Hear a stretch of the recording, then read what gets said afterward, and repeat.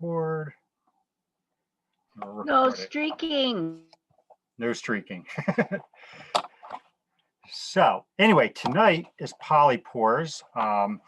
We're going to look at different types of polypores. I have a small presentation I put together. I'm going to do the best I can to try to explain what polypores are and are not, and the very basics of identification. So maybe like 5 or 10 minutes of that.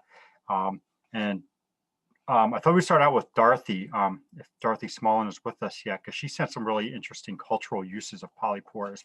And then we're going to start looking at members' finds. So after we go through those two things, it'll basically be like a show and tell. I have a handful of observations that people had already emailed me. But this is open to everyone. So if there's anybody else that wants to share polypores tonight, if you have photographs, can you let me know now? Either put it in your chat, in the chat box, or actually say something. Unmute yourself and say something. I can't see everyone on the screen, so don't raise your hands. There's 40 people here tonight. And if you have polypores that you want to share, we'll get everyone in lined up to do that. So let me know now, okay? So anyway, I'm not hearing anybody or seeing anybody in the chat yet. All right, I'm sure some people will show up with something. So I'm just going to go ahead. Oh, there's Helena. Helena has something. Great. So we have Helena in there. And this is open to everyone. So don't be shy. We want to, whether you know what you're looking at or not, we want to try to identify these things, and we want to make everyone to be welcome to share what they have found. Oh, Merrick has one. So we're starting to see some people. Okay, so keep putting your names in the chat, and I'll come back to it. I'm going to share my screen now and go into a PowerPoint presentation here that I put together and do my best to explain polypores as I understand them. So you guys can see my my PowerPoint now. Can somebody say yes, if you can? No. I only see your Gmail. Okay. We're seeing your secrets. You see my secrets? Oh no. How about that? Yes. Very nice. Yes. Okay, great. So what is a polypore? So I'm going to try to explain this. We generally consider a polypore a non-natural group in the Basidiomycetes, a diverse and non-natural group. So it means that they're not necessarily, everything that we call a polypore is not necessarily that closely related to each other. The idea is that these wood-inhabiting bracket-like forms of the pores underneath, on the undersurface, has evolved many different times in many different orders of fungi. So when we look at something like a chanterelle, right, all these different chanterelles that we looked at a couple of weeks ago, all the chanterelles that we look at that are different species, we have an understanding that they are really closely related, that they all kind of came from a single origin, right, from a single specimen some eons ago and diversified through evolution. Polypores are not like that, right? There are groups of polypores that are very closely related, but this general form that we look at, these wood-inhabiting brackets that are growing, mostly on wood with the pores on the undersurface, belong to a bunch of different groups. All right. Excuse me 1 second. I'm still letting people into the. Yeah. All right.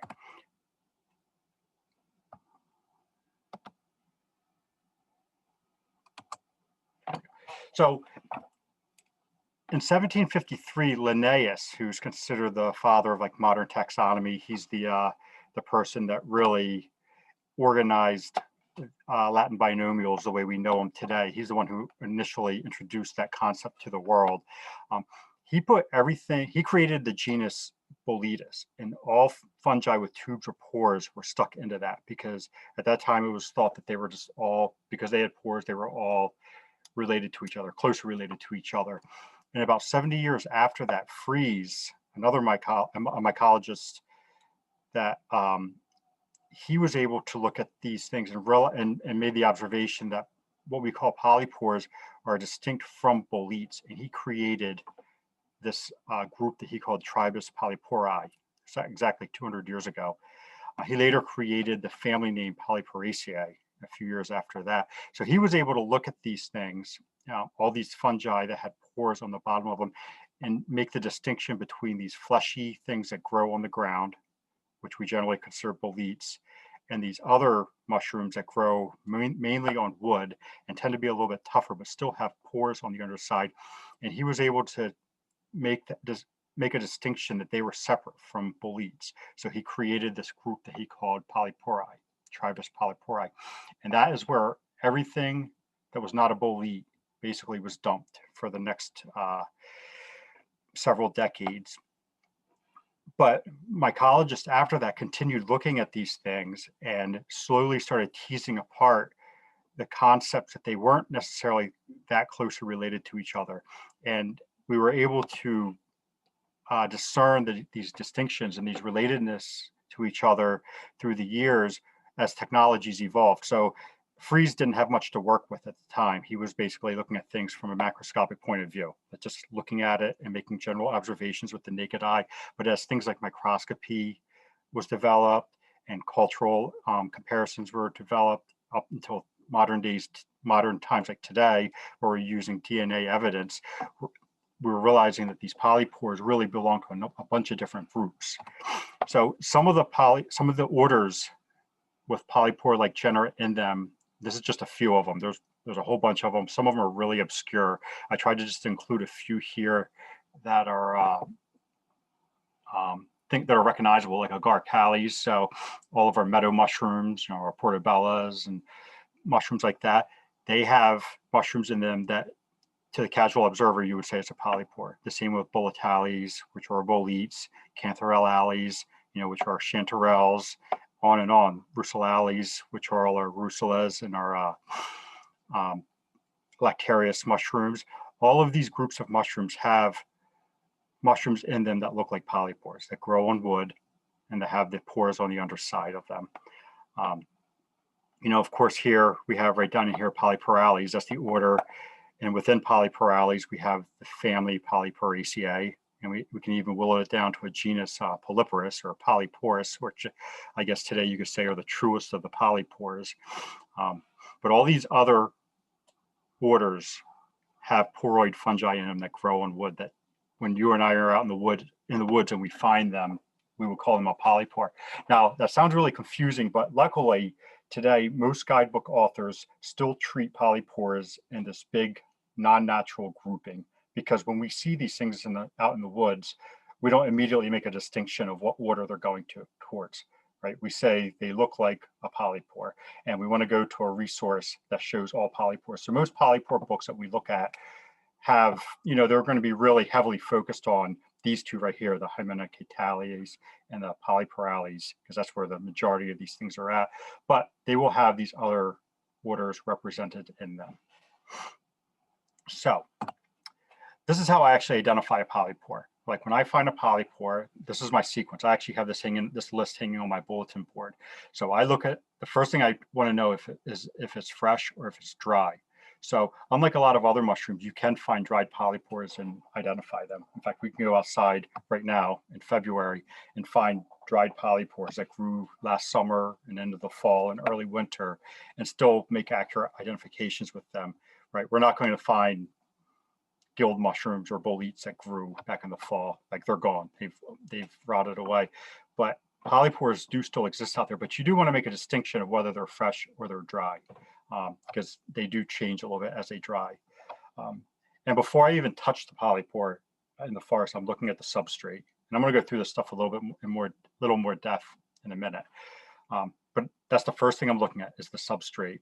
Then I smell it, and then when I bring it home, I start really looking at the shape, the surface, the pores, the context and tubes.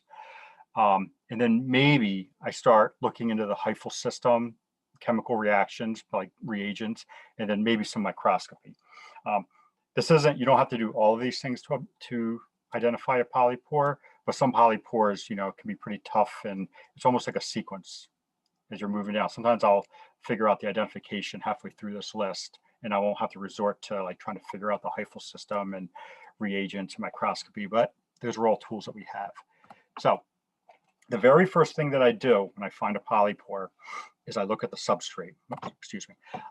Is it growing on wood or is it growing on soil? Most polypores grow on wood, but we do occasionally find some that are on soil. So most polypores derive their nutrition through breaking down wood or through living off the wood, whether they're parasites or pathogens and they're living off of living wood, or they're decomposing dead wood. They're making their living off of wood. But there are some out there that are mycorrhizal and that we find on the ground. They're not super common, but they do exist out there. So it's important to note whether you're finding this on the wood or on the soil. I try to make the distinction of whether it's living wood or if it's dead wood. And additionally, whether it's conifer or hardwood. Those are important first steps to make. And if I can identify the tree to a species, that's even better. If I can say it's specifically growing on an oak or specifically growing on a juniper, that's even better to know for when I actually start trying to identify it. And then I look at the location on the tree, whether it's growing on the main trunk, at the base of the tree, or on the roots. If it's growing in the soil, I try to decide whether it's growing truly in the soil or if it's simply on buried wood or growing on the roots of a tree. Sometimes polypores are growing only in the upper limbs or the little twigs, and sometimes they're growing in the fallen debris, the leaves or the needles. And of course, you'll find them in other places like fence post, lumber, hopefully not in your house, but it's kind of a bad situation if you do find polypores growing in your house, but that does happen. But we're looking at all this stuff. And this photograph here is a kind of a case in point, right? This is a chicken of the woods, Amiloporia. And when we look at this one, we can see that it's growing on the trunk of a big dead tree that's fallen down. And we were looking at this last week. Dorothy Swollen sent us a photograph. I think of the same thing last week. These are like these white pored chicken mushrooms. And if you just look at the white pores on them and immediately, without looking at the substrate too carefully, you might just assume that it's Cincinnatus, Amiloporia cincinnatus. But we know that that thing grows on the roots of trees or at the very bases of trees. And this white pored chicken mushroom is growing on the trunk. So it's kind of a clue that this may be a different species that we're looking at. And another thing I do with the substrate is I try to determine the rot type. So all of these wood decayers, they're decaying this wood through a couple of different ways, through enzymic actions or creating enzymes that are breaking down the wood, and then they're consuming the nutrients that are in the wood. And most of them all fall into like a very broadly said, white rots or brown rots. And it can get a little more technical than this because there's a bunch of different types of white rots, etc. But broadly speaking, you can generally put them into one of these two categories. So the one that you're looking at here on the left, this is a white rot. So the fungus has broken down the cellulose, the hemicellulose, and the lignins in this wood. And this wood is extremely decomposed. Like I broke, oops, I'm sorry. I'm trying to admit people into here as I'm talking. I hit the wrong button. There we go. This white rot here, this stuff. So I was able to break this up with my hand. Actually, it looks like I cut into it with my knife, but this is like the type of wood, like if you're ever trying to collect firewood and you pick up that stick on the ground and it just kind of disintegrates in your hand, it's probably been affected by white rot. On the right here, we have brown rot. This is where only the lignins have been decomposed by the fungus.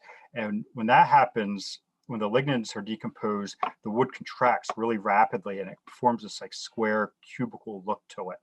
And it's generally brown in color. And this is much harder, right? You wouldn't be able to crumble this apart in your hand. You might be able to break it up into these cubes, but it won't crumble up right away.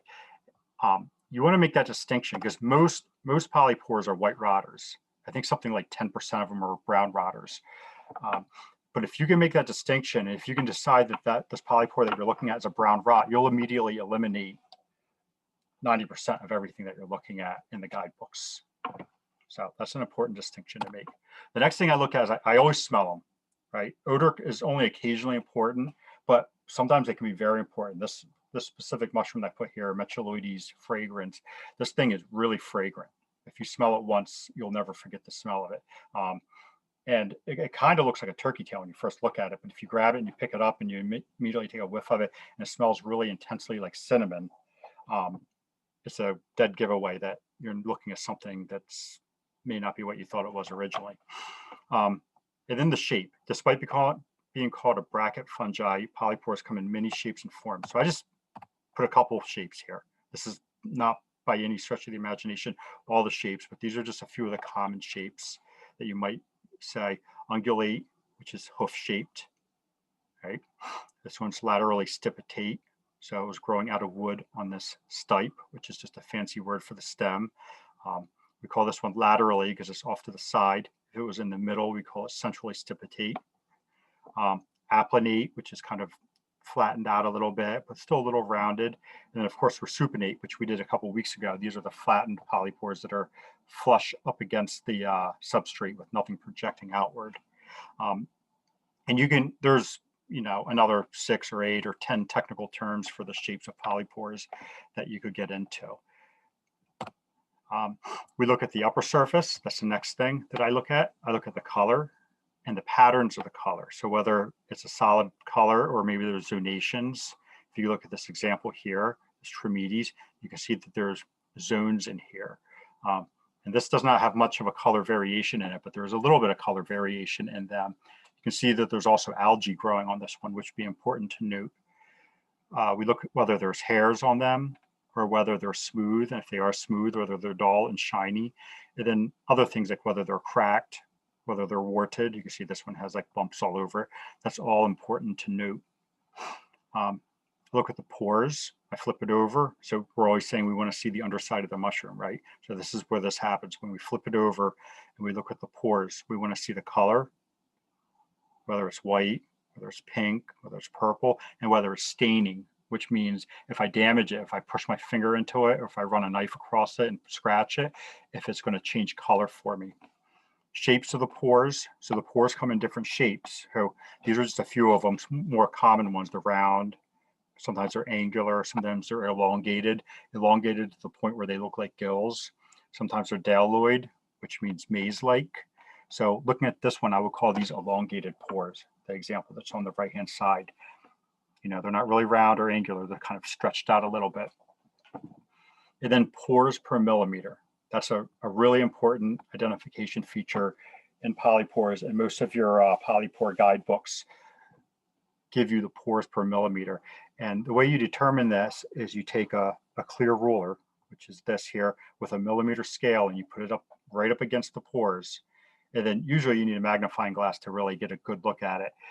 You count how many pores that you're finding within 1 millimeter. So on this one, I would call this 2 to 3 pores per millimeter. Most of them look like they have about 3 of them in there. And then finally, depths of the tube, like in a cross section, which is what this is. So this photograph here is showing you the context and the tubes of it. So I cut the polypore right down through the middle, and I'm looking at it from a side view. So this area here, these are the tubes. So, and this is the context. The context is a sterile area that's between the tubes and the cap. If it's a resupinate polypore, they call it a subiculum, but that's kind of a technical difference in terms. It's still the same material. It's still the same types of cells. And the tubes are the fertile surface of the hymenium, of the area where the spores are actually coming out of. So this photograph here, these are the tubes. So the pores are that surface. Oops, excuse me. What I'm actually looking for here is I'm considering the thickness and the depth. So I might measure how deep these pores are, these tubes are, and I might measure how thick this context is. Sometimes you'll find that in the dimensions of polypore descriptions. I'm looking for color differences. Quite often, the context and the tubes are the same color. In this case, you can see that there is a difference in color. This is white and this is yellow. I'm looking for zonation. So sometimes there's patterns within the context that we're looking for. Sometimes it's multiple stripes that are running in this direction. Sometimes it's one long black line that you'll find between the cap surface and the context.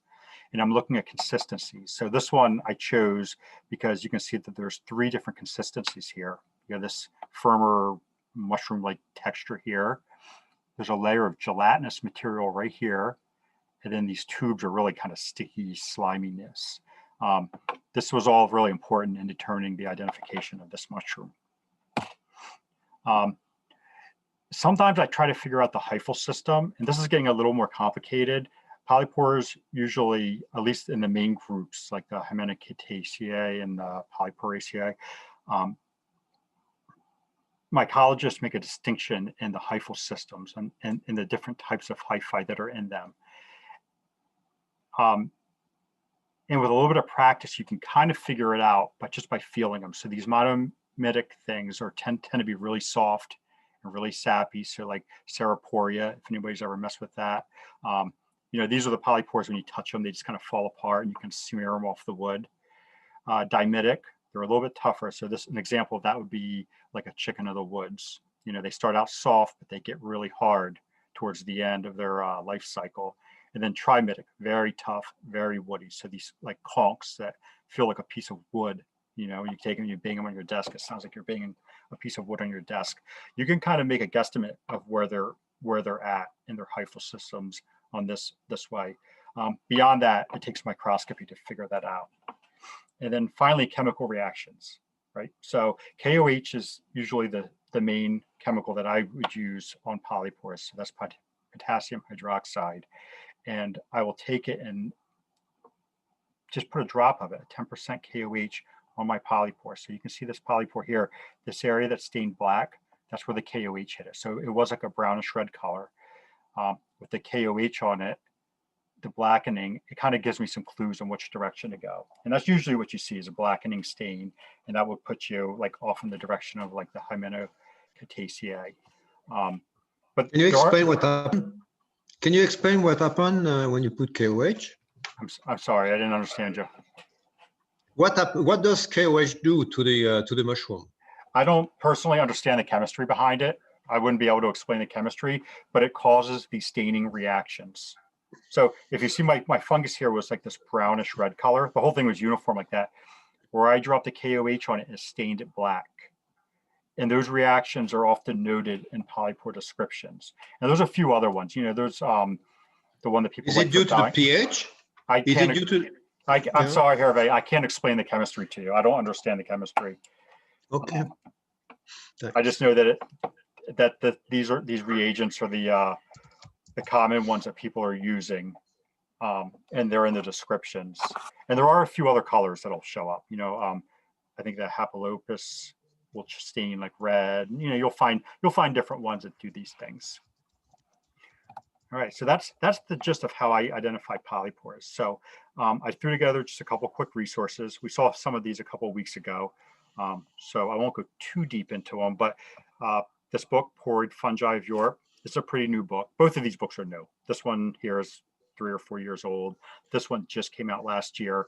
Both of them are European books, which has a minor drawback for us in North America. But they are both in English.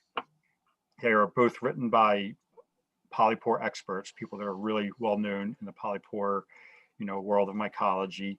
And the cool thing about polypores is they're not extremely restricted like some of the other fungi. A lot of these polypores tend to follow bands of trees around the world. So like these temperate bands of trees that we live in, we have the temperate band of trees throughout North America, and then it jumps across the ocean to Asia and around through Europe. Polypores often seem to follow those bands.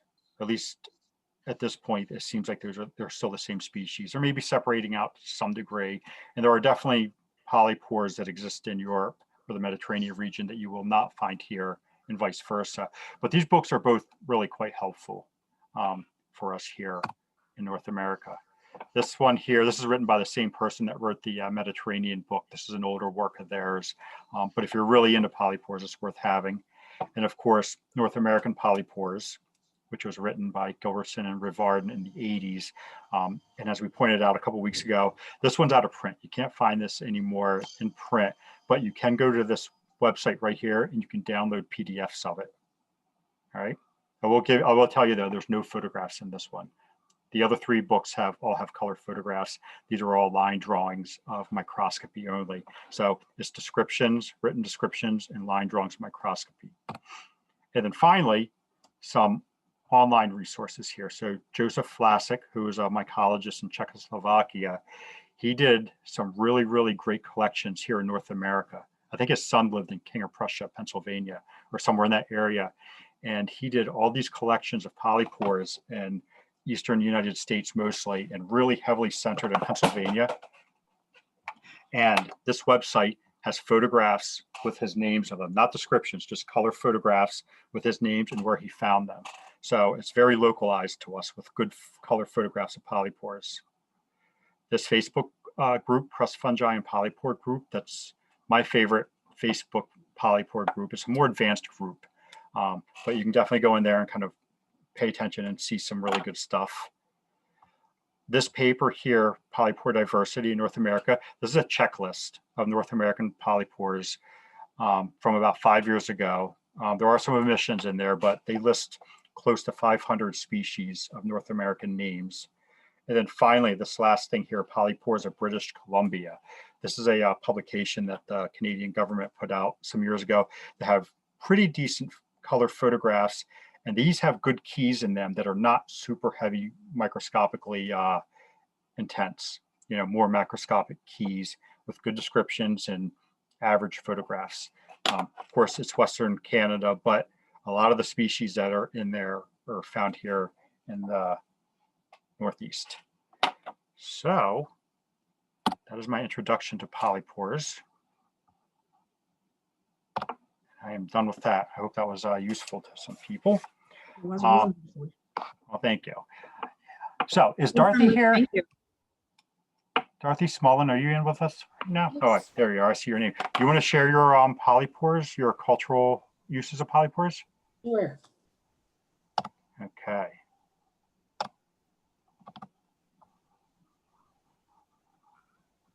There we go.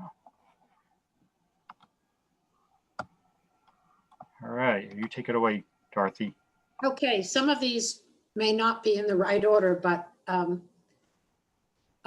several years ago, and there you see Susan Hopkins right there, Rhoda and I went up to help at a Adirondacks Fungus Fest, and Rhoda is now taking Ganoderma Applanatum, which is known as the artist skunk, and okay, how do I move this? I'll have to do it for you. Okay. So she has an idea of what she's going to draw on this, and you have to be very careful not to smudge it. And it really isn't a drawing. It's a sharp tool, point of a knife, a large needle, that you can stick on the end of a stick, and you're actually scratching because the soft pore surface is white when it's fresh, and the underlying material is brown. So next, these can go real quickly. So she's making her outline. She has to be very careful that she doesn't smudge. So this is Rhoda Ropa. She's a longtime member of New Jersey Mycological. Next. Next. So now you see her basic outline. Next. So you can do some very nice shading. Next.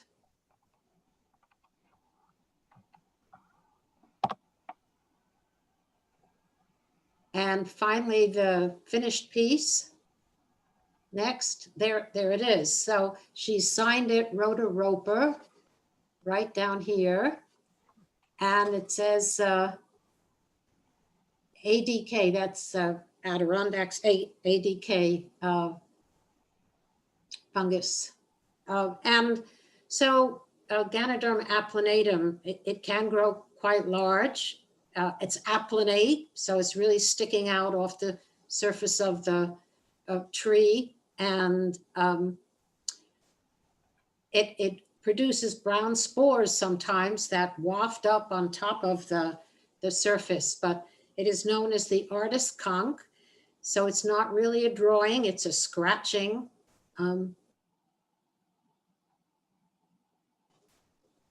It's a fun thing. Okay, the next picture shows a depiction of what Ötzi the Iceman looks like. He is a 5,000-year-old mummy that was found in the Alps, somewhere between Italy and I'm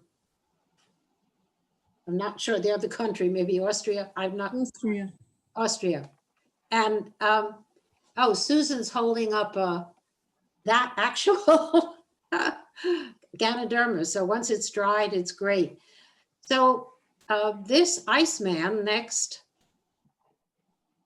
was carrying something from what I used to call the Birch Polypore Piptoporous Speculinus, but the new name is Bomatopsis Speculina. And so on these strips of rawhide found on his person was these bits from the Birch Polypore. And they think it might have been his medicine, and it was used for as a laxative for intestinal worms, particularly the whipworm. Some other uses, traditionally later uses, was as a razor strop for finishing the edges. Next. Now, also on the Iceman is this fungus. It's a Polypore. You can call it a hoof fungus, the false Tinder fungus, or Tinder fungus. I still use the scientific name Fomes fomentarius. It looks like a hoof growing on the side of a tree. It is perennial, like Ganoderma Applanatum. But the Iceman was wearing a belt, a leather belt, and in it, a pouch. Inside the pouch was bits of flint and bits of this fungus. So he was probably using it to start a fire, and it is known as the Tinder fungus for that reason. The Eastern Europeans actually traditionally for a long, long time have used this to make fungi leather. And they chop off this hard outer part of the fungus. And these fungi grow very large. They're very common on birch. And they break up the bits and they usually either soak them or even boil them in a soda ash or some kind of a lye type solution. And it may take weeks. And they can continue to do that. They then hammer the pieces flat and glue those pieces onto a frame. So this is a purse that someone gave me, and to touch it, it feels like suede, but it really is made from this Fomes fomentarius fungus. Next. And these are some pictures of some more artist conch created by Bernice Faddo. She, the wife of Ray Faddo, who was our past president and very famous, doing all his work on the genus Russula with Jeff Kibbe. Next. She no longer does this, and she's actually over 90 now, and but they're quite beautiful. And again, everything is done with the scratching on that surface. You also, next, you also have to be, so here we see a canoe by a pond. You have to be very careful once this is dried that you don't get any little tiny beetles in it because they will chew it to dust. Next. No, that's it. Okay. I sent you a second thing because it shows Amadou. Dorothy, how do you keep the beetles out? Would it help to microwave it or something like that? Yes, you can do that occasionally. Just don't put it near any fresh specimens that you bring home. Rhoda, the artist on that series by the artist Skunk, also does this beautiful jewelry made of polypores. Next. And here is the picture of the Bomatopsis Speculina. It starts out looking like someone stuck some bubble gum on the tree, white bubble gum, and even has a covering when it's immature over the pore surface. Next. This just commonly shows turkey tails. Now, I put this in because this makes very good fungi paper. And if you've ever been to our Fungus Fest when we had them, we even have a paper making display. And next. So here's turkey tails with the orange bracket. And together you can even mix them and get orange paper. Now the best paper next. All right, so go back, please. The best paper, now Luke mentioned Hyphal System, and he mentioned the terms monomitic, dimitic, trimitic, and the best paper is made from trimitic fungi. And it doesn't mean that they're tough when they're fresh, because turkey tails can be very leathery. You can kind of bend them when they're fresh. But trimitic means that they have three kinds of hyphae. A generative hyphae, which is thin-walled, skeletal hyphae, which is quite branched, and binding hyphae, which the skeletal is also very thick-walled. And it just makes the best paper that's lasting. It's a fun thing to do. Next. Now, Susan's got some pictures, so we'll go fast through this. She's going to show you some pictures of the Dyer's Polypore next, and all the colors it can make next. So here's my paper. If you use turkey tails and blue wood mixed together right, this is, you get a bluish gray. This is Ganoderma Applanatum, but that takes weeks and weeks to chop up and pulp. This is turkey tails. And this other white one might be the Birch Polypore. Next.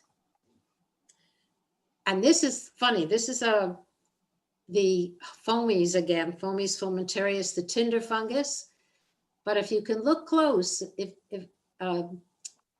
Luke can zoom in right there, pick this up on a Nymphore once. Look at those crazy marks. And if you noticed what I wrote on the paper plate underneath it, that's a snail that was probably chewing off some algae or something that was growing on it. Those are the marks of the radula of a snail's mouth. Next. This is the last one. If you're a trout fisherman and you use those delicate feathery flies, this is something called amadou. It's a French word, but it also comes from the Foamies fomentarius, the Tinder fungus, and it's made by the same process. But that material will dry. It feels like suede, but it will dry the wet fly, and it's I guess glued on some pieces of leather. You can buy something like this in a fishing catalog, or you can make it when you find your own Tinder fungus. I think that's it. Thank you very much. And there's a whole lot more fun things to do with polypores. Can I just speak to the preservation of the Ganodermas after they're dried? Sure. What I tend to do with all of the fungi I keep is Ziploc them tight, a Ziploc bag, real tight, and then another bag. And then I have a small upright freezer, a deep freezer, like a chest freezer, not just the top of your refrigerator. and I put them in there for about 2 days to about a week. We learned this in Kew Gardens, what they do to kill the bug larvae for the herbarium there in England. But anyway, it works for me. It keeps the bugs from hatching out. I will say that since I have a lot of these Ganodermas drawn on, I have to do that every few years because they will come in your house and land on your mushroom and eat it. Cool. Thank you, Luke. Thank you, Dorothy. Okay. I'm just, give me a second to look at my chat thing here. I was counting on Susan, so I stayed away from some of the dye stuff.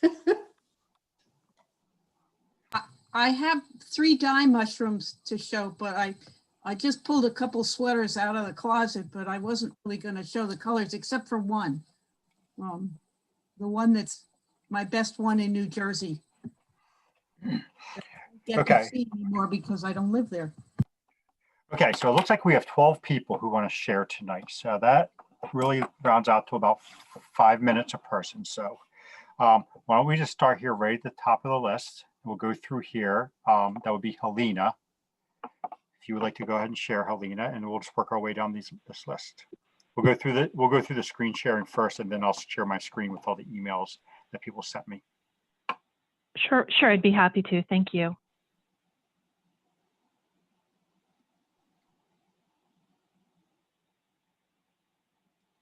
Okay.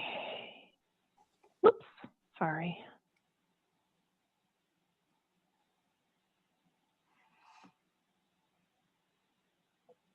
Okay, is my screen showing? You are, yes. Okay, great. So this first one, I was finding a lot of these, I think last summer, this was August 2020. Is it the Coltracea cinnamonia? And I apologize for my pronunciation. The shiny cinnamon polypore? Right, Coltracea, yeah, Cinnamomia. Coltracea, yes, thank you for correcting my clumsy. I just want to see if I can, looking for the arrow just to move the picture forward. There we go. Okay. That's the bottom side of it. Not the greatest picture, but nevertheless, a beautiful mushroom.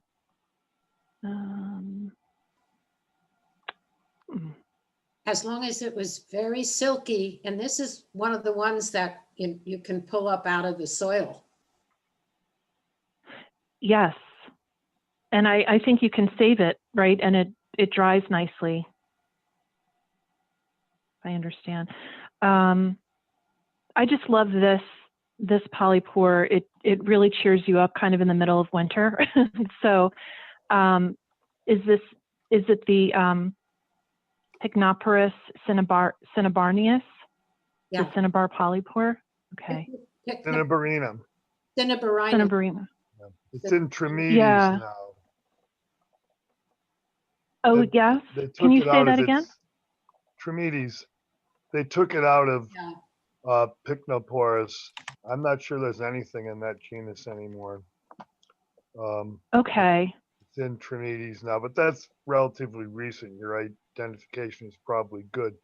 Except there's one other of these former Pycnoporus that's not the same species of Cinnabarinas. Sanguineous. Sanguinis, right? Yeah. It's a little more southern and it's thinner and shinier, usually. Yeah, you can see this has And a thickness to it. Yeah. I think this is on birch. That looks like birch. Looks like Yeah. yellow birch. So this one I found in January, and I've seen them in February, and it's always, as I said, a splash of color in the middle of winter. This was the first time I'd seen this one. Rhyopourous Baddies, the black-footed polypore. Yep. If that's correct. I think so. Yep. I'd Yeah. say so. Yep. Well, And that's I a have, nice bunch of them there. yeah, it was a really robust fruiting of them. It was just beautiful. Really surprised me. Just in a park that I go near my house, turn the corner and there it was. And when I pulled one off, I'm not sure if you can, the pores are so tiny. They're very, very small. And obviously this is where the black-footed common name comes from. Yeah, Here. very, very tiny pores on those, Yeah. even when they're mature. Yep. I don't assume you could get a spore print from these very easily. Maybe when they're a little younger. I'm not sure. You know what? I don't think I ever printed one of these. They're not that difficult to identify, really. So maybe I've never. Right, you've never had the need to. remember Sure. printing them. One thing with spore printing polypores is when you set it down, you have to really try to line it up exactly the way it was growing. If you tilt them a little bit to the side, they have a hard time dropping their spores. Okay. But Good to even know. if those pores are so small that you can't see them with your naked eye, that's still their natural pore size, and they would still be putting out their spores. Yeah. Also, sometimes you need to leave a polypore out for several days before you collect any spores. Cool, Good to very know. cool, Helena. Yeah, well, thank you so much. I have a question That's all I about had. Coltricia. Are Coltricia mycorrhizal? They usually seem to be growing. Yes. Yeah, I think Yeah. they are. Yeah, I've never actually entertained that question to myself, but oh well, thank you. Yeah, okay. Great, thanks, Helena. Okay, thanks everyone. You're welcome. Merrick, you're up.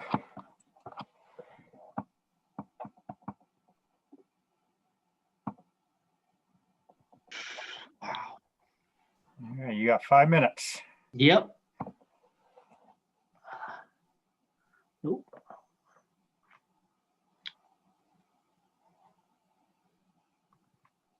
Oh, not there.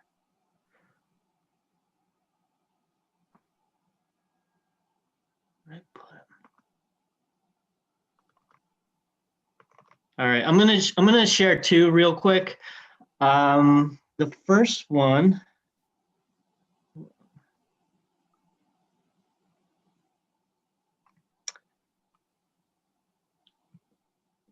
Can you guys see it? No, just your thumbnail.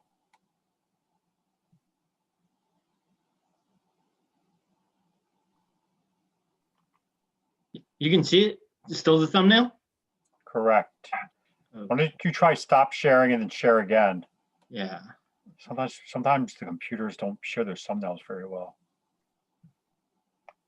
Okay. Should be safe. There you go. Okay. So I actually found this in Morris County. I believe it's a Ganoderma tsuge, also known as a hemlock varnish. It was actually, I couldn't really get up close to it because it was on about an 80-foot cliff, so it was kind of dangerous. My question is this the same thing as also considered a reishi on a dead hemlock? Or is that a different mushroom? Yeah, reishi is not a technical term. Okay. Mostly, most of these so-called varnished Ganoderma types are considered reishi.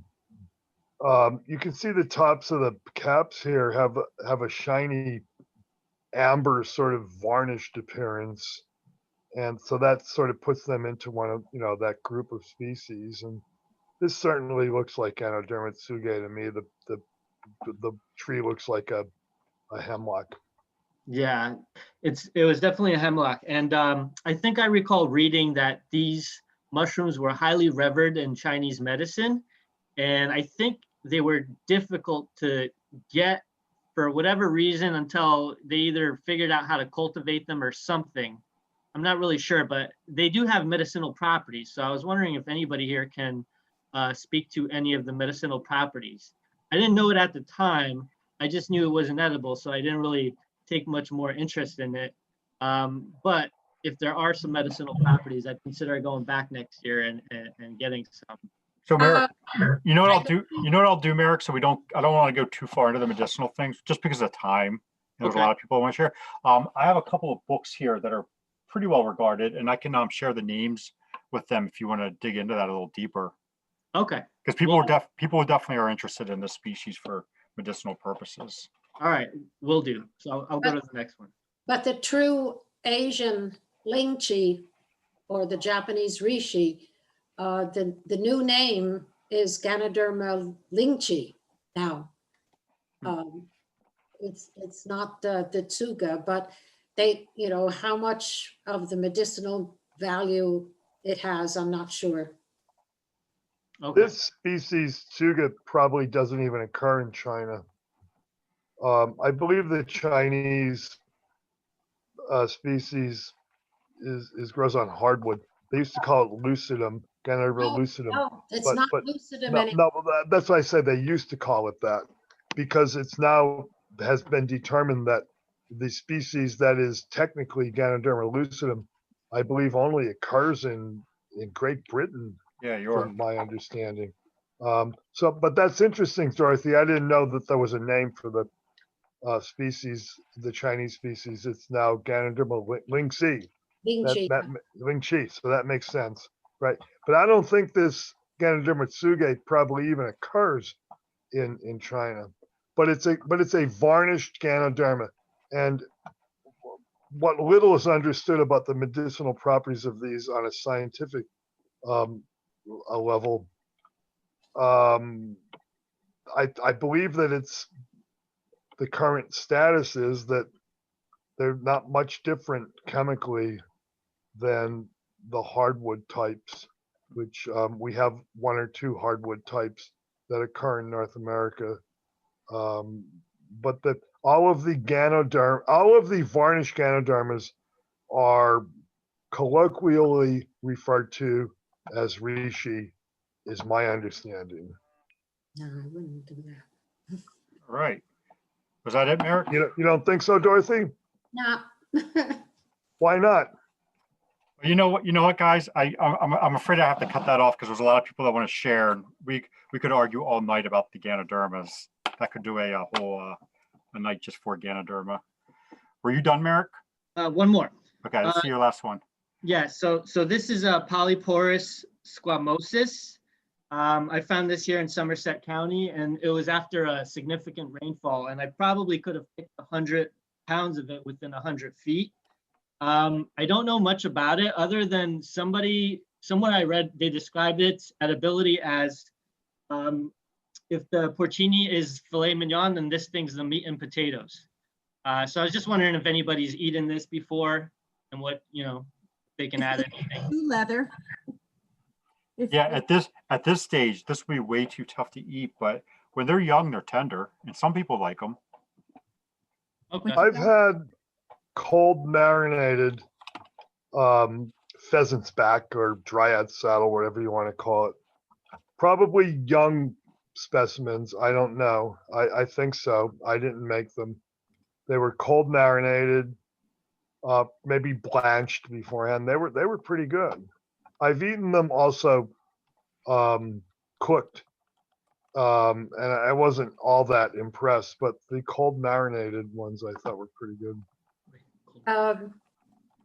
The past president, Vic Gambino, you'd take young ones and slice them real thin and just fry them up like a bacon. But, tough though. But when you find them fresh in the spring, it's time to look for morels. Okay. Yeah. Thank you very much. You're welcome. And I put the name of those two books in the chat, Okay. Merrick. And there's one more by that guy who's that guy that's in Maine, the Maine Mushroom Club. Any of you guys knew him? He wrote a book about medicinal mushrooms. Marley, great. Greg Marley. Yeah, you're right. I'll find his name because he had a good book too. I thought it looked like it was pretty well written. Okay, John, you are next. All right, let me hit screen share. We see you. Okay, it's on my other dime. So you have to blow that up. You see it? Yeah, Do we see it? All right. So this, I think this was on cedar. You blow it up. Heterobasidium. And here's, Heterobasidium annosum. Yeah, that's what I would think. it's a little thin. Oh, fuck, the wrong one again. That's what I was thinking it was, but I wasn't positive. Yeah, you can see how it's staining on the bottom and it's got like these receding pores at the bottom. It does. How the pores are like pulling away from the edge. Desonation on the cap too. From the top, it looks like a stereo. Yeah, it does. Then you get a surprise when you look underneath.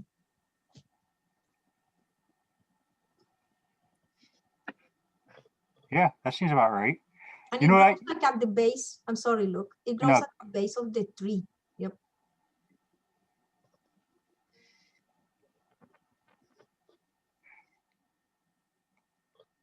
That's it. That's the only one I want to share. Oh, cool. All right. Thanks, John. All right. How about Mentari?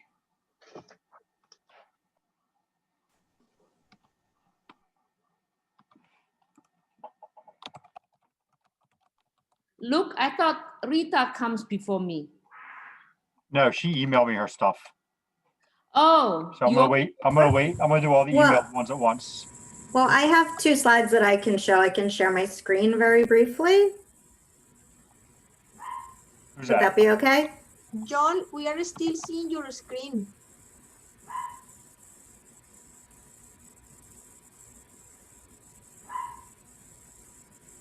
Okay. Hey, Luke, it's Rita. Oh, hi, Rita. Yeah, if you want to share your screen, go ahead. Okay, I just have 2 quick slides.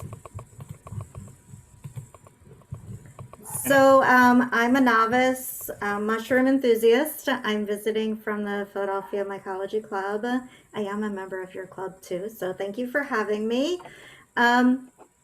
These were some spent Ganoderma blocks that I got from Mycopolitan Mushroom Farm in Philadelphia. So they grow them in the summer when a lot of other things can't grow in the heat of their building. And they can only grow them commercially for like one really good flush. And then there's still a lot of mushroom spores in them. So I came to pick some up and they gave me hundreds of blocks. They were just trying to get rid of them. So I had them in my backyard. They were exposed to the elements and, you know, got a lot of rain and continued to grow for a long time. So I was able to harvest them. And I did make a double extraction, a reishi tincture that I take every day now. I have gallons of it, so if I ever see any of you, I'd love to share it. I don't know if it's done anything for me, but it certainly hasn't hurt. So that was fun last summer. And then... Oh, Bianca wants to know what it tastes like. It doesn't taste like anything, actually. It has sort of like I don't know, an earthy flavor. I just put a drop in my coffee every morning. I wonder what species that is. You know, I was wondering that myself. They sell it, they grow it as reishi, and they make a tincture out of it to sell. But I don't know. I don't know the species. It looks like Ganoderma sessile. It may be because it didn't grow like Doesn't have big a stripe. shelves that I'm used to seeing in the forest sometimes. I don't know, really. Yeah, cultivated mushrooms, though, often have somewhat different appearance than the same species when seen in the wild. Yeah. I think you can see in some of the pictures, they're kind of growing like long tubes. So that was kind of neat.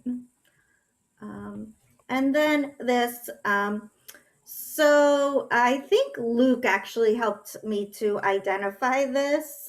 It was from Lorimer Park last August, and I was like a really, really novice mushroom hunter. And I thought it was hen of the woods. And I posted it on our mushroom club group, and people were like, can you take a picture from far away? Can you show us like what it's growing on? But it was too late. I had already picked it. And turns out it was too early for hen of the woods. And it was black staining polypore, which I read about it, and people said they like to eat it. So I tried. I cooked it, salt, pepper, olive oil, like I do with everything else, and I didn't love it. Maybe there's better recipes for black staining polypore, but it definitely is not my favorite of the edible I've mushrooms. had black staining polypore made into jerky that was cured in Thai spices and probably soy sauce, and it was pretty good. I bet Didn't it look would very be nice, but it tasted good. I bet that would be great, actually, I've considering also what I had- remember of it, because it was like when you ate it, it was like an empty flavor almost. Like there just wasn't enough. So I bet Yeah. if it was marinated, it would be wonderful. Yeah, I've had this cooked up fresh as well. And I wasn't very impressed. Yeah, it You was know, it was a mediocre. little bit chewy, didn't taste all that great. But the jerky was really good. Thank you. I'll keep that in mind for next summer. Thanks for letting me share, everyone. Thanks for letting me visit. 1 second before you stop there. Somebody did point out that Giganteus is a European name, so the correct American name would be Sumstinii. Oh, Auricula's Sumstinii. Yeah, and this appears to be a fairly young one also, even though the fronds are pretty big. Can I just tell you, the thing was gigantic. It Oh, was it was like really way, big? way Okay. bigger than my head. Maybe it was Okay. young, but it was enormous. And August is actually not too early for hen of the woods, Graphola, but they wouldn't have such big fronds. And hen of the woods found in August is usually pretty young, so the fronds are going to be kind of tight and small. So yeah, Meropilus makes sense to me. Cool. Thanks, everyone. Thanks, Rita. All right, and Tari. Yes. Hold on. It's still going. Can you see it now? Nope, not yet. Yes? Yes. Okay. So I might have shared this in the past. I found this on a trail in the Gulf in Florida. So on one side is like a beach area. On the other side is like another water area. So this is like a small trail. And this mushroom was on a piece of wood. Definitely it's not a big tree, not elm, not any of those. But I think this is polypore. Somebody named it Tremedy. And then they said, destroy it, which I assume it's poisonous. How come I cannot go to the next? I cannot go to the next picture. Hold on. I cannot go to the next picture. But anyway, I think Excuse me, we are hearing somebody's TV. Could you please mute yourself?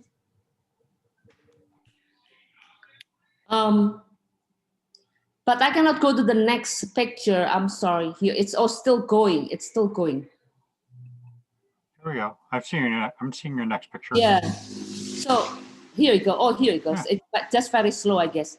So this is the other side. They're small. They are not like big mushrooms. Yeah. I thought that I want to share this because this is in Florida, not in New Jersey or Pennsylvania. You know what I mean? And it's very close to a water area. So I guess there's some polypores that are poisonous. Am I correct?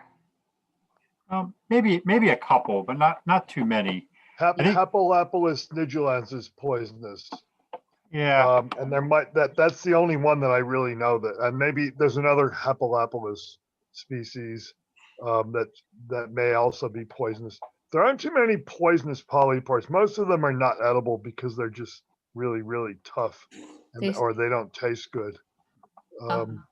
That's probably where this would fall. There's been so there's a couple names suggested. Both look good. Either Lactinia or cubensis.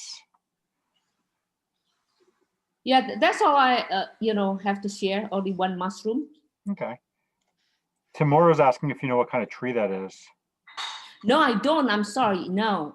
It was just like a dead part of the tree, and it was growing on the side. Yeah, John's pointing out the cubensis doesn't grow here, which I think I've heard that. Isn't Lactinia? Oh, sorry. Lactinia is what we would call anything that you might have formerly called cubensis. Oh. It looks like Lactinia. Of course, there could be other things down in Florida because you're getting into those tropics where there's a lot more polypores, and I don't know any of them. Right? Yeah. All right. Do you have any other species? No, that's it. Oh, cool. Thank you. All right. Well, thanks for sharing. Okay. It looks like Penny would be next.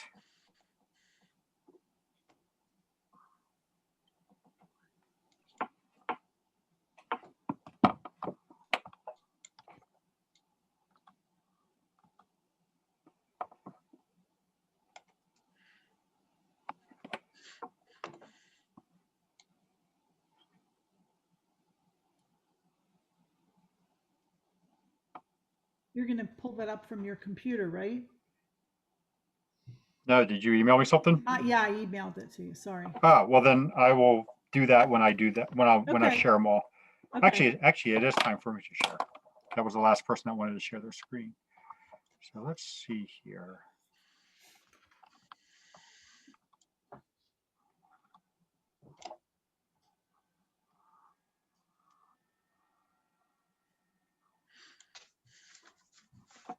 Did you email me before the session started, Penny? Yes, I think so. What, you don't see it? I'll look for it. I'll see if I can email it again. No, I haven't gotten anything from you. So I'm going to go ahead and start with the order that I got these, which I think Liz Broderick was the first one. Liz, would you like to talk about these? Sure.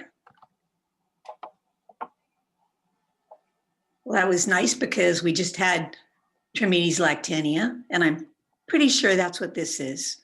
That's the bottom of it. Can you blow it up a little bit, Luke, so the pores are more there? They were a little bit round, and as it got older, they got more, I don't know, elongated. So I guess that would be a diametic because it wasn't really soft, but it was movable, kind of rubbery. Okay, if you want. I think all Tremedys are trimetic. I think. Okay. Is the distinction between Lactia and Gibosa is that Lactia would have pores that were a little more regular and not so maze-like or elongated? Yes. Lactinia are actually really round, whereas Gibosa are elongated, and then Esculi is daloid. I was wondering because I'm not really all that familiar with the Lactia species name. I've for years I've lumped them together, and so good. Thanks. I don't think this is Lactinia though. No. Go ahead, Maricel. Okay. You know what gives it away? The hairy cap. It looks like Trametes hirsuta. All right. Wait, Maricel, you help me identify this one. Trametes lactinea is completely smooth, although it has warts. but it's smooth, no hairs. You help me identify this one. Uh-oh. Oh my goodness. That's okay.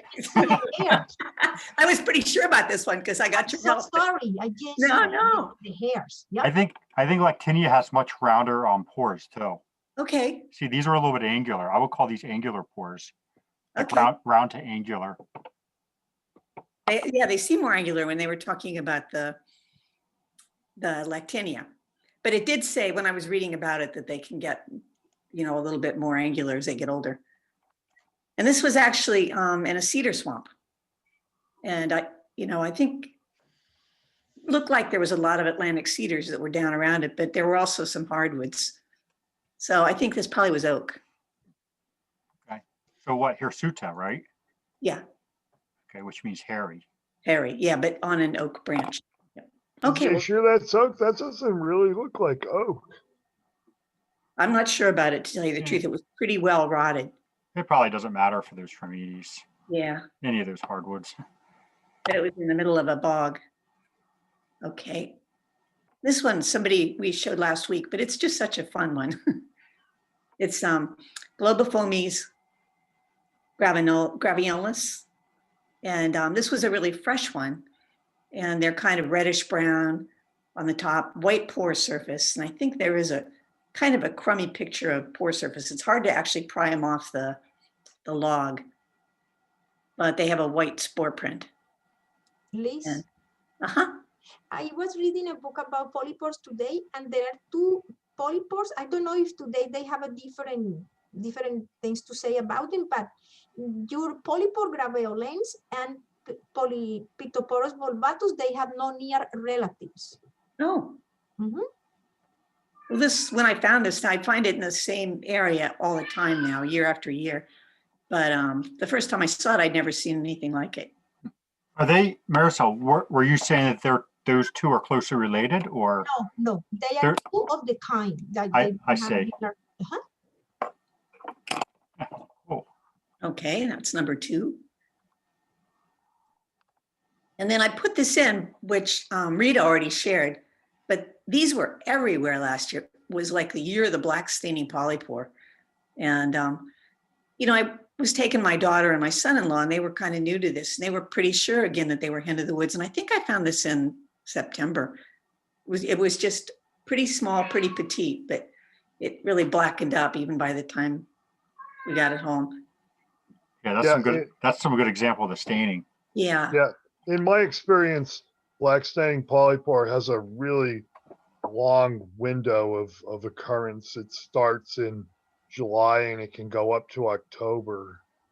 So just because it occurs late doesn't negate, that proposal. And that's what it looks. Yeah, no. And I was thinking everybody was going to be sharing Grapholofrondosa, so I thought, I'll show this one. But it's definitely there. Great. And I didn't show the Phalis schwannitzi, but I have a feeling that good old Sue Hopkins is going to share that as well. And I just brought down some of the yarn. I made a bunch of hats from it this year. So these are some of the colors that you can get from that one mushroom. I don't have much left that I knitted with it because I gave most of it away. But were you holding something up? Oh, I was. Hold on. Can you see it now? These are some golds, different shades of golds. We can use alum as a mordant, some beautiful olive greens. Steady. Hold it steady. And close to the, yeah, okay. Okay. Yeah. How's that? And then I used a heathered yarn. A couple of my friends moved and they gave me a bunch of just different yarns. And this was heathered, and I did it with the Phalis. And it ended up more of a brownish green because of the heathering, which was actually a very pretty color. With iron mordant? Yes, with iron mordant, Sue. Yeah. But what does heathering mean? It's wool that's actually heathered. It's like blended. So it's starts as a beige, and then it had some tan kind of woven into it. I'm not sure what the process. I think maybe they use different kinds of sheep, like Suffolk sheep that have the natural colors of sheep vary from off-white to white through some browns, through some grays. And when those are mixed together, it's kind of heathered. Yeah, I think My parents had Suffolk sheep, and you got some pretty heathers when they spun that wool. So kind of fun. Thank you, Luke. Oh, Does the thanks, color Liz. run, Liz? What was that? Does the color run if you make a No, sweater? no. It doesn't. Oh, It doesn't. And the phallus is a great one to start with if you want to start dyeing, because it's very forgiving. Like some of them, the Quaternaria semisanguineus, which isn't a polypore, so I shouldn't talk about it, but you can really destroy the color if you boil it. But this bad boy, man, you can boil it for hours, which was good because the first time I used it, I did. okay, thanks. So, but it doesn't run. So it's great. Thanks, Liz. You're welcome. All right, Marisol, where do you want to start?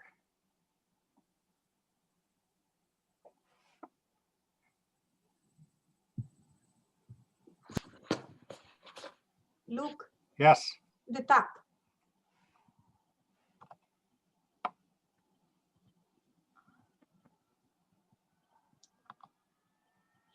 Okay, so before I tell you just a little bit about this polypore, I wanted to tell you that in this book that I was reading, now it's so clear in my head about the 3 types of polypores.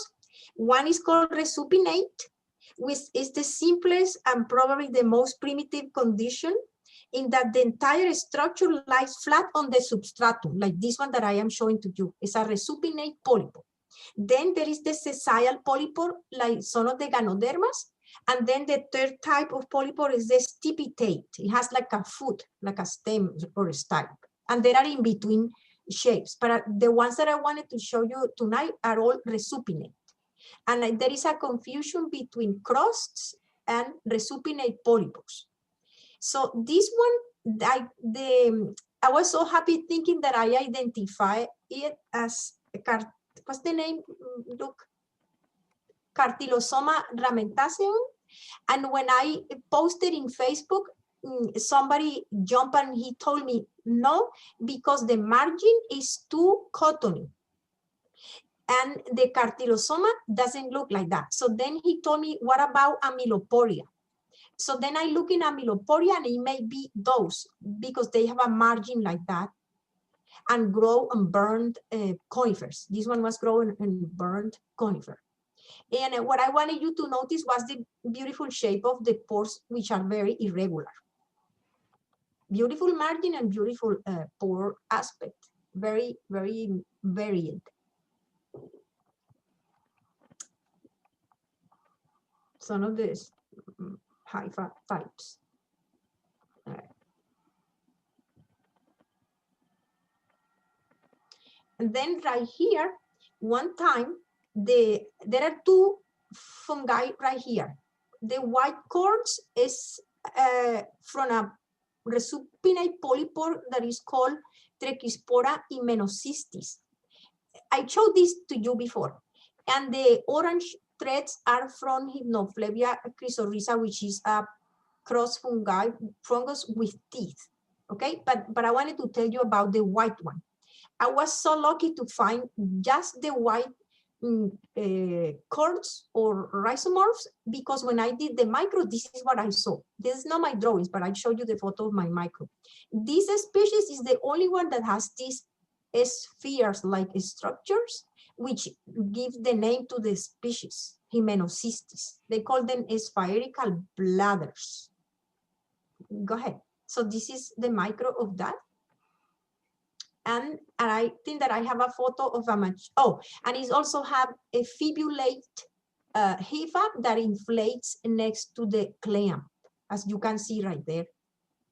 And then the last photo, my micro of that.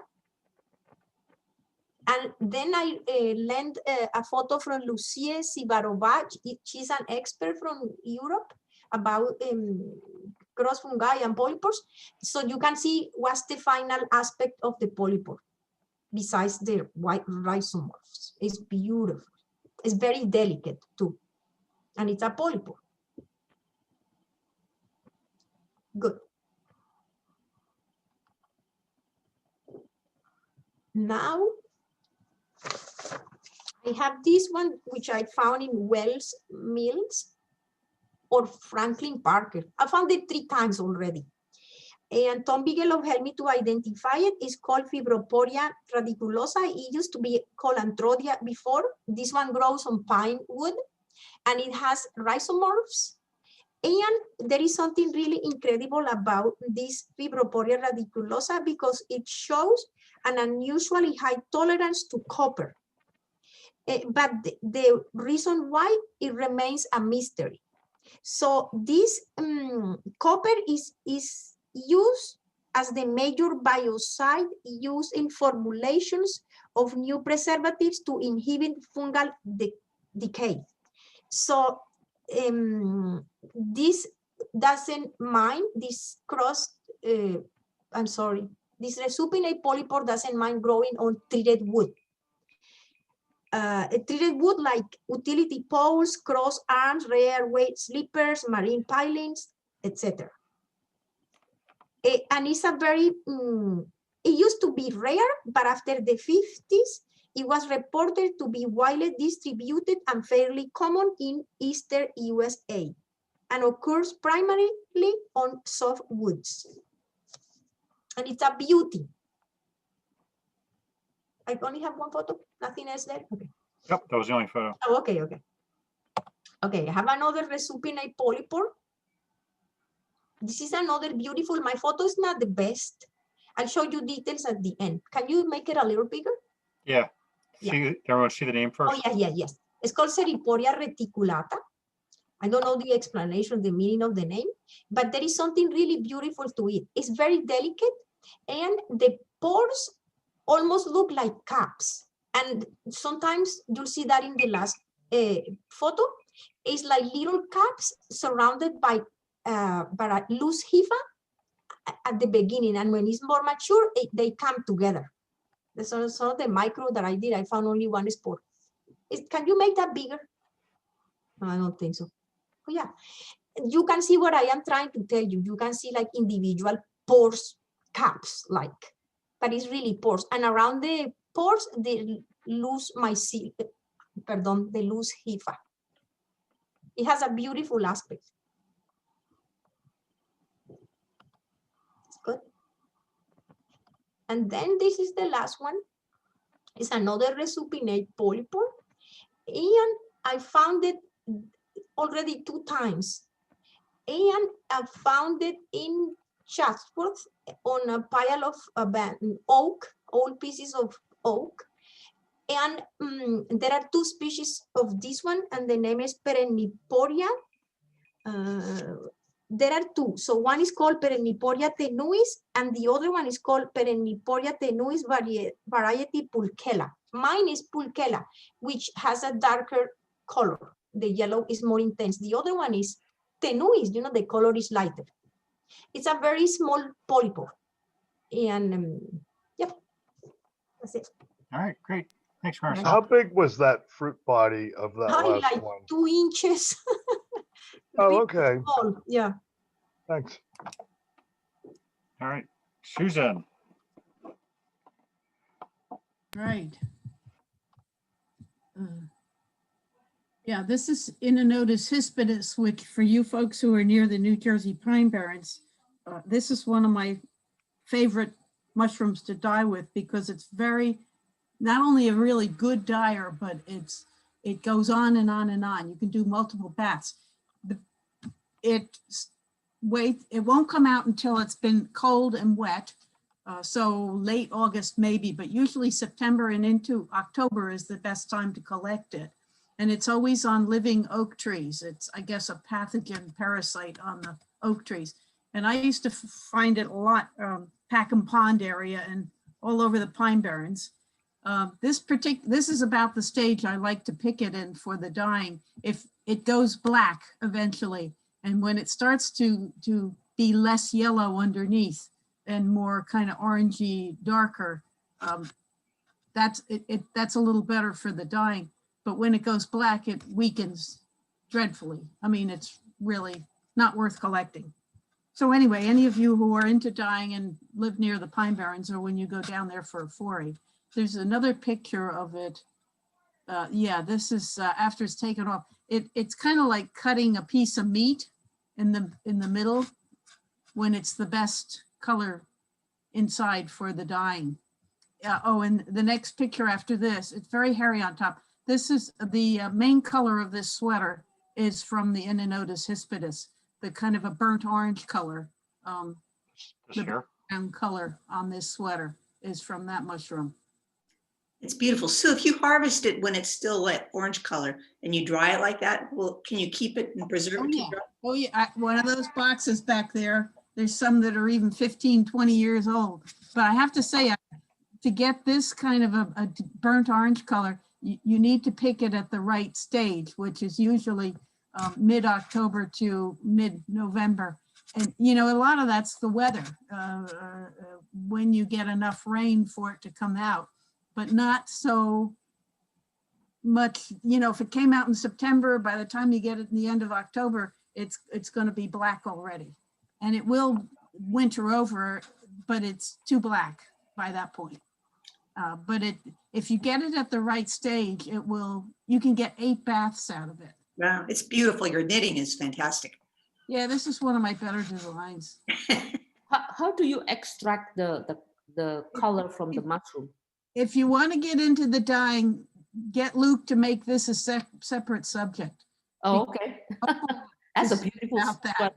And I have another couple of polypores that I'll briefly talk about, but Susan? Particular one is one that is very easy to work with, and it is very strong dyer. Susan. This is also in Europe, and it's common in the Mediterranean area. We saw it in Spain when I was there for the Fungi Fiber Symposium. So it's known as a historical dyer from, I don't know, a couple hundred years ago. Anyway. It's beautiful. Thank you. Yeah. Please. One of my better creations. Sorry. Look. Yes. I wanted to ask Susan, but she didn't hear me. Maybe Liz can tell us the name of the book by the Besets that are talking about the polypores that are used for dyeing, so we can tell that to Mintari. I'll type it in the chat, but it's The Rainbow Beneath Our Feet. Oh, I could not remember the name. Yeah, Thank you. Rainbow Beneath My Feet. Thank you, Marisa. Thank you. Yeah. And then the course, Miriam Rice, Mushrooms for Color. Right. Does that Inonotus grow on conifers in the pine barrens too? Sorry? Does that one grow on conifers in the pine barrens too? No. The Inonotus hispidus is only on oak trees. I saw one looks just the same, but on conifers in the pine barrens. Send it to me and I'll see what it is. It might be something that's a lookalike I don't know about. Don't think it dumps hosts. It does grow in Europe on a couple of different kinds of deciduous trees. I forget what they are. But we did see it in Spain. All right, so this is Hepalopolis Nebulance. This is the one that is very toxic, okay? This is something you do not want to eat. This branch is only about an inch and a half around. And this is a nondescript kind of flesh color thing. But you can see the purple spot down in the lower kind of right there. That is a little drop of ammonia. Yeah, the Nebulance is the name that we use here in the United States or North America. Rudolens is a European name, and I once asked Roy Watling which one is correct, and he said, well, they were both described about the same time, so you can use either one. Now, I think, heard recently that somebody is actually trying to separate these out to see if there is a European version as opposed to a North American version, which can be the case. This makes the most incredibly beautiful purple. Let me see if I can show you on my sweater here. And that doesn't grow down this far south in New Jersey for me. So oh, yes, it does, folks. Oh, yes, it does. But you have to have really sharp eyes. And there are a number of little things that can look like it. Okay. I've never found it. I found it Middlesex County, but never down in Mercer, Burlington. Yeah, it grows. Yeah, and it grows all over the Atlantic states. I would trade people good dried edibles if you find it. I would love that. Yeah, this isn't showing up right on my camera, but it makes the most. Nobody can see it because I'm sharing my screen. Liz, Liz, you can find Hepalopolis Nebulance. I found it in Franklin Park along the Wading Creek, right there where that Tupelo and Birch and stuff is down there. Really, Nina? Point it out to me. Point the area. Okay. Okay, I know it's usually more of a spring thing, right? It's more of a spring thing, isn't it? No. No. It's a rain responder. It's a rain responder. So that means that if you have several days of rain and get out in the woods about 3 days later, because it'll be out there quickly and then it will rot fairly quickly. So you, and it also, as you see, is only on small twigs. Usually you can see you'll be on something maybe 3 inches around, but not anything bigger than that. It's one of the first invaders, like a pioneer thing. Oh, but I have found it in bigger trees. Well, Yeah, me too. I found it on more substantial wood. Yeah. Well, yeah, in really wet periods, like you say. Right. But you can always confirm it by putting a drop of ammonia on it to see if it turns purple. Okay.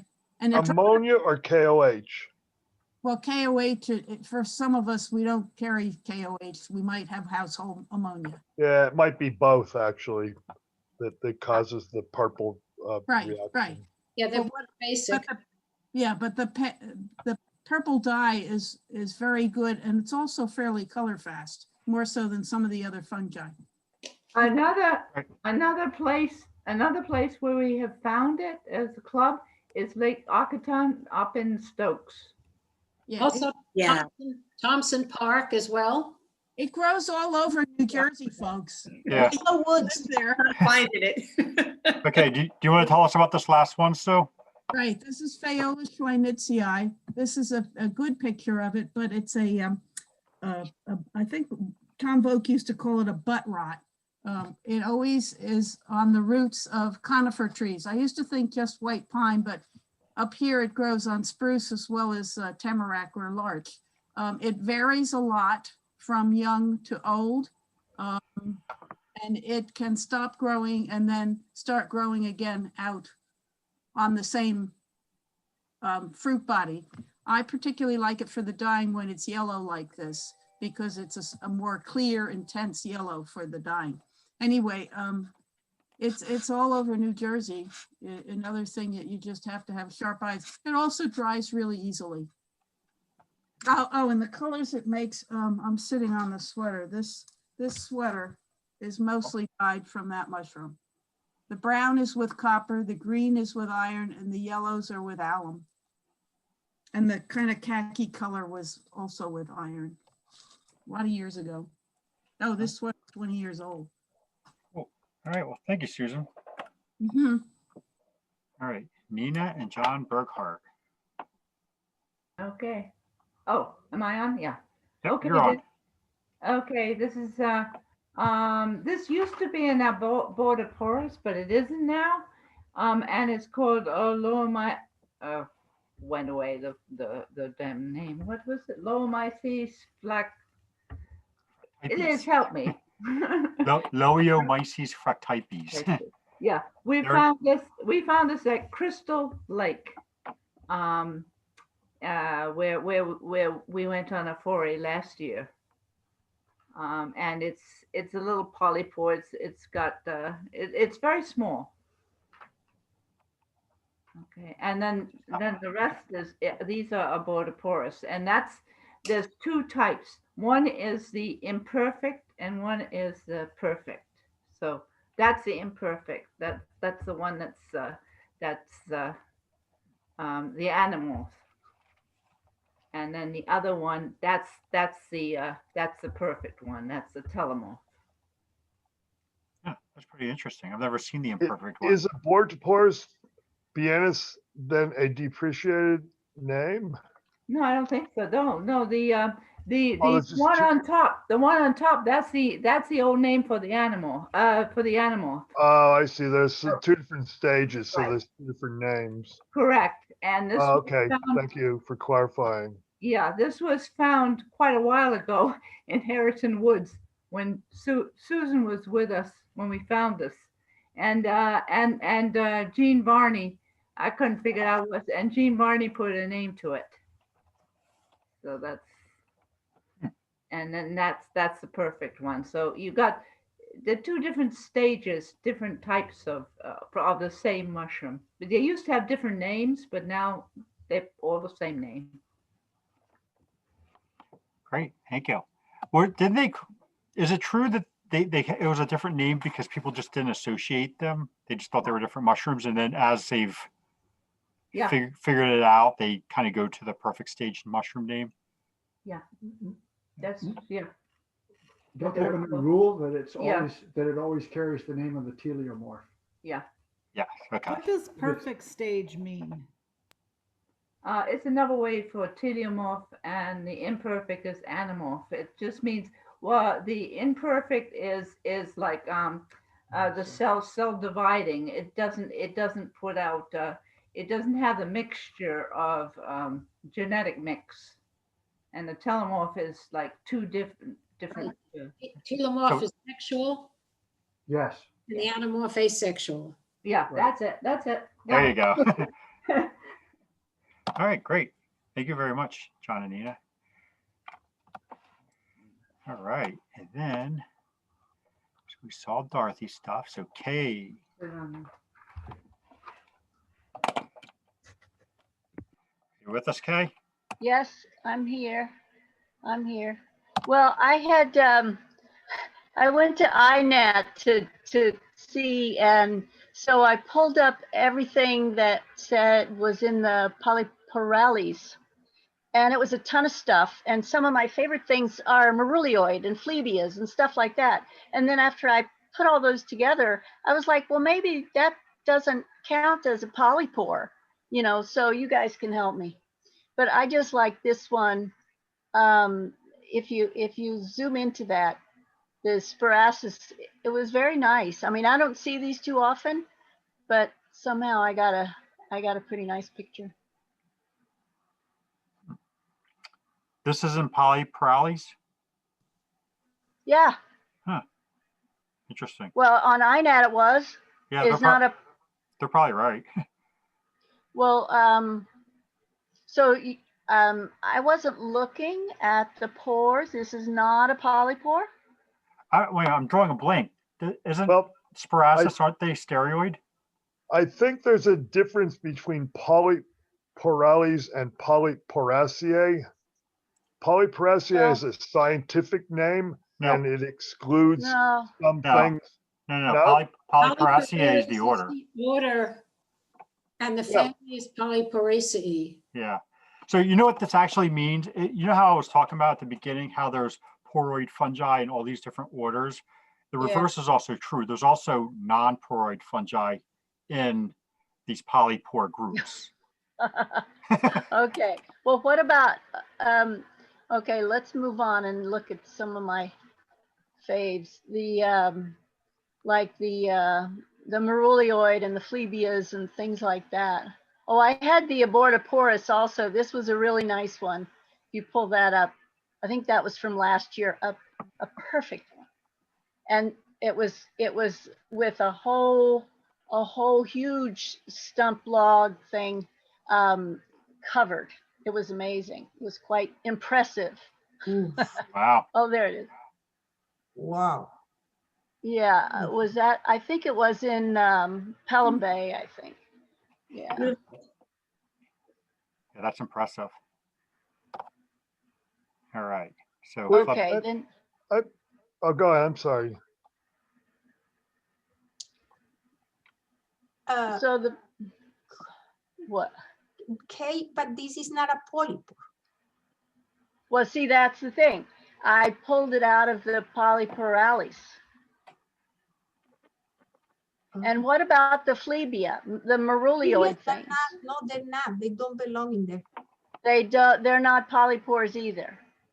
No, in the sense we're talking here with pores in the fertile surface. Right. So yeah, well, I do have a few Tremedys and things in here. So the thing that confused, I think the thing that confused her is that things like Phlebia, they're in the order Polyporales. Yeah. So they're in that order where you find like the true polypores, but these things just don't happen to be poroid. Yeah, this is the crust. Okay. And the merulioid. So, and crust also has that problem of being across the board. Well, we have. I was gonna say crust is another not artificial group too. So how about this one? Here's a good polypore that we haven't seen. Okay. And the betulina is a really nice picture too. Okay. So there you go.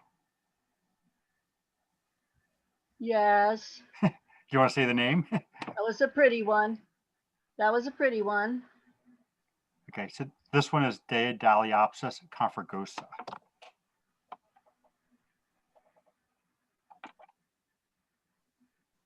That one's clearly a polypore, right?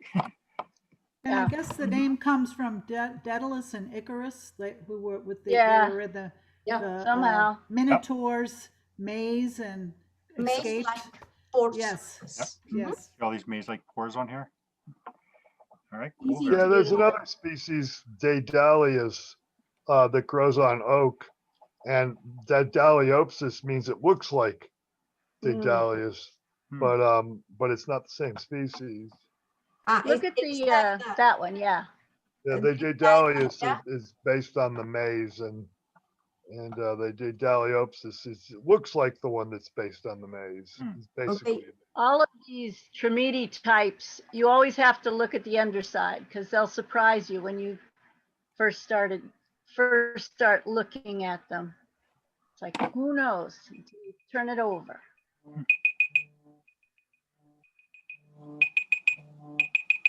Yeah, so this is one that often confuses people when you talk about polypores, right? Because these are considered pores because they're in Tremedes that are just elongated to the point that they've just become gills, basically. Plus, they are not as soft as in a regular gilled mushroom. Yeah, the structurally they're a little bit different when we look at them. Nice. And okay, how about this one? Last one, Cinnabarina. A Cinnabarina, yeah. Picture. And they're so pretty. Somebody else showed these, but the nice thing about these is that if you take them home, and as long as they don't have too many bugs in them, they'll just stay forever, and they're so beautiful. Great. They're fun to find. I use them in wreaths. They come out really pretty in wreaths. Sorry, the last four that you showed, Rhoda used to use for making the jewelry. Great. Well, thank you, Kay. All right, thank you. Okay, Dave, you're next. Look. Yes? Bianca asked if Trametes cinnabarinus is used for making dyes. I don't think so. I think paper making, I've always been told. It's a weak dyer. It can make a weak yellow. It's not worth it. It doesn't produce the orange. Right. Thanks. Before I start, I'm a little confused about Polyporales and Polyporaceae. So Polyporales, my understanding is that that's just a fungus that has pores. No, that's the order. No.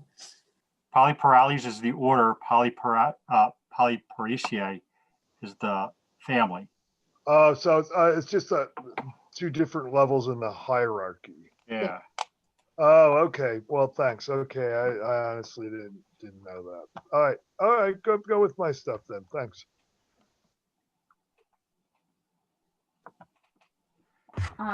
Luke, I have a clade morphology chart that came out a few, I think it's a while ago. It's a while ago that came out, but it's Gary worked it out. Yeah. Gary Linkoff. And there's a Polaroid clade, and then there's also another line that says pores. So on the Polaroid clade, you have Lentinus, Lenzites, Panis, Bomatopsis, Ganoderma, Rhyopourous, Phaeolus, let's see, where So I lost my. basically the polypore has gills, pores, teeth, It's all, yeah, and it does include the sporacis and the flebia. and the flebia, Right. the clade. Okay. So yeah. So like we were saying, things that are in that order, polyporales, Right. don't have to have pores. They can be. Yeah, these those. I think the polypore clade is a genetic Thing. group. Yeah. And it comes in all these different forms. It's a DNA thing. They're closely related by DNA. Right. Okay, go ahead, Dave. Alba Trellis. I don't know how to say that. Rhyopourous. Yeah, it used to be Alba Trellis, and then it was Alba Trellis. It was Alba Trellis subseral. Wow, yeah, too many syllables. Subserulopalis. But anyway, this is pretty distinctive looking thing. It's blue. Sometimes it's blue on the cap too. These were only blue on the undersides. And is this one mycorrhizal? Does anybody know? I think it might be. Might be. It grows near living hemlock trees. So I'm guessing it might be mycorrhizal. Yeah, I think I've read, well, Alba Trellis, I think, are mycorrhizal, I think. Yeah, I think my guess would be these things are mycorrhizal. I haven't found this in a long time. It's been a few years. There's only one place where I find them around here. It's it's under live hemlock, pretty much seemingly growing right from the roots on live hemlocks near a good sized stream. So I haven't found it in a while. Pretty interesting mushroom though. I included it because I figured nobody else would have it. Dave, And yes. can I interrupt just a second because Greta Turchik, our annual picnic named for her, she would always come with this and she'd always know exactly where to find it up at Stokes under hemlock. Yeah, I've been to Stokes, and Stokes reminds me pretty much of where I find this thing. Big hemlock trees. Beautiful one. That would be a cool find for sure. Yeah, it's a fun one to find. It just seems a little different than I thought it might be mycorrhizal. I wondered, if anybody would have a thought on that. I probably could have looked it up, but is this poisonous or edible? What can you eat it? They're really, really tough. They're so hard. Yet I'm sure there's no way to make it edible. Although some of those Alba Trellis are pretty good to eat. Yeah, there's a few of them that the Japanese apparently like. Yeah. That aren't quite. That one's really hard though. Yeah. All right. So tell us about this one, Polyporous Radiculosa. Yeah, it's a polypore that grows from buried roots. I'm not quite. I forget which kind of tree. Maybe hemlock also. It might be oak or something, or it might be, who knows, variety of things. But it roots. It's got a really long rooting stipe, and probably the stipe on this one was a little bit longer than what is shown here. But it comes off of buried roots. I imagine this is probably a parasite. I didn't have time to really look these things up today, so I'm guessing. But you'll see the cap and a little bit of stem above the ground, and then if you know what you're trying to get, if you wiggle the fruit body and try to get try to pull it up, sometimes you'll get a lot of the stem like this one. This one was pretty well harvested, although probably some of it broke off. It's this orange color on the cap, usually maybe kind of yellow. That's just an interesting thing to find. I find it not every year, maybe once every 2 or 3 years. I'll find 1 or 2 or 3 of them. Nice. Yeah, this one's not as hard as that Alba Trellis. That I don't know if you can eat that thing, but it seems like it would probably be pretty tough. Okay, so this thing here, I posted this because I don't know what it is. Not a polypore. It's not a polypore? No, where are the pores? On the underside. They're just No, very no, small. It's like no, a sterium. No, no, Oh, there are no Sterium pores. doesn't have Sterium pores. doesn't have pores. It's merulioid. It Well, belongs to they that have family. sterium has pores. It's just they're so small. Sterium doesn't have pores. No, Sterium, It's a Sterium, crust. yeah. Well, it's a steroid. Just it's completely smooth hymenium. Crusts. Yeah. Yeah, but there's still, I mean, the spores have to fall out of something. No, the Basidia are born on a smooth surface. Oh, they are. Oh, okay. So it's not just that. Well, okay, well, that's misconception on my part then. So that it's not that the pores are really, really, really small. It's just there aren't any. No. Oh, okay. Well, okay, then maybe this is misplaced then. Fuzzy, isn't it? Yeah, maybe. So let's not talk about this then because it doesn't fit in with the discussion. All right, cool. Well, thanks, Dave. Yeah, you're welcome. I need to present. They need to see my presentation about the cross fungi. Look. All right, Penny. So I think this is related to the one that Dave just showed. I think this is Alba Trellis ovinus, which is sheep polypore. It's supposedly edible. I have not tried it, but if you look up on the internet, there are recipes for it.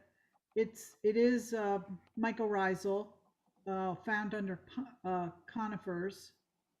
And I just learned, I didn't know when I found this, that if you use KOH on it, you can distinguish it by having a yellow reaction. Penny, is this from the Adirondacks? It is from the Adirondacks. I've eaten. Yellow on the right upper cap. Yeah, they do kind of yellow a little bit. I've eaten these before. They're really good.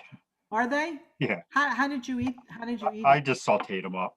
I see. I'm so plain. I just sauteed them up with garlic. Well, I think that's what most people try the first time they eat Yeah. something. Yeah. I was following my rule that I don't eat something the first time I find it. So even if I think I know what it is, but maybe next time I'll try it. Excellent. That's a good find. You don't see them very often. There's another picture. Nice. Yeah. John and Nina, do we find Alba Trellis in the pine barrens at all? Any kind? Yeah, we found this at Wells Mill before. Oh, really? Okay. Yeah. Where? Because those are the ones I ate. Oh. Yeah. Huh. There used to be an Alba Trellis that grew in Meadow Woods a lot of years ago. What kind of trees do those grow? That was under? it. That's all I had. Great. Conifers. Terrestrially. Yeah, I never find that around here. Yeah. Terrestrially under conifers. Here, okay, I'm going to go last real quick because I did have a couple that I thought were interesting. This is one that I don't see very often, but when you do see it, it's really easy to identify because it grows on eastern red cedar, Subentrudia juniperina. This thing has huge pores on it. These pores are a couple millimeters wide. So, most of the time you say how many pores per millimeter, these actually are like greater than 1 millimeter wide. And I found this on a dead Atlantic cedar. Oh, really? What was it called again, Luke? Subentrudia juniperina. Thank you. You're welcome. And then what else do I have in here? This one I wanted to show, Tremedy Esculi, because I was always confusing this one with Gibbosa here in Philadelphia. And I know we've sequenced some from Philadelphia that did come back as Gibbosa, but somebody, Jacob Polk actually, who's pretty good with mushrooms, he told me that he told me that the way to distinguish the two, first of all, are these Esculi, also known as elegans, but Esculi is the older name, so the rightful name. They tend to be really flat across, and they don't get these big humps on the backside of them. And the pores on them are really crazy. See how intensely they're daloid, how maze-like they are. Whereas he told me that Gibbosa are just much more elongated. They may have a little wiggleness to them, but he told me that's how you distinguish the two, mainly with the craziness of these pores. So this one was new to me just this year. This is the one I found some years ago and finally just got a name on this past year. Do you think these two names had been lumped in years past, and perhaps there's sequences that are now misnamed? Probably. Yeah, probably. But we also are always told that Gibbosa is pretty new to the area. It only showed up in the past couple of decades from Europe. So whereas I think we had the discussion a little while back. So elegans does occur in North America. Yes, and that's a really old name. It's been, I think Merrill, I think he used one of those names. But this name, this name won though. This is Esculi is synonymous with elegans, but that's the correct name. That's a Fries name. Oh, so Esculi is what used to be elegans. Correct. And Gibbosa is different from what's named either Esculi or elegans. Correct. Yeah, they used to all be lumped. Right. Well, I lumped them all as species. Yeah, I lumped them all as Gibbosa up until just a couple of months ago. So. Yeah, I used to call them all elegans years back. And the pores are different. You find different sorts of shapes on the pores, and I used to wonder, actually, these are all the same species, and but apparently they aren't. So, yeah, some new stuff to learn. Yeah. All right. Bianca says they're amazing. It's funny. So anyway, it's 9 o'clock. Thank you everyone for sharing. This was a cool one. Sorry I was rushing everyone, but there was a lot of people that want to share. 40 people tonight. That's great. Next week's the last. I think it's supposed to be the best, or I'm sorry, it's supposed to be the members' finds for February. I expect that's going to be really, really sparse, right? Philadelphia has been under a blanket of snow for the past month. I haven't seen anything. What do you guys think? You want to do, I was thinking an idea would be maybe like the best of 2020. Like maybe we all share like the 3 best things that we found in 2020. How does that sound? Because we usually do a lecture where we do like the best of the year. We usually do that in January. We didn't do that this year. Sounds good. Does that sound good? I mean, yeah. Any other ideas? Yeah, the best or finds from February too. Whatever you have, because I have finds from February. Sure, you can do that. That's what we're supposed to do, but I think it's going to be really sparse though. I don't think there's too many people that found much. So the 2, okay. So you can do either. You can either do your best finds of February, or we can do the best of 2020. Okay, yeah. Nice. I'll send out an email. All right. Good. All right, cool. Anything else? So don't forget, right before we sign off, we do have a lecture this Friday night coming up. Let's see if I can find it real quick.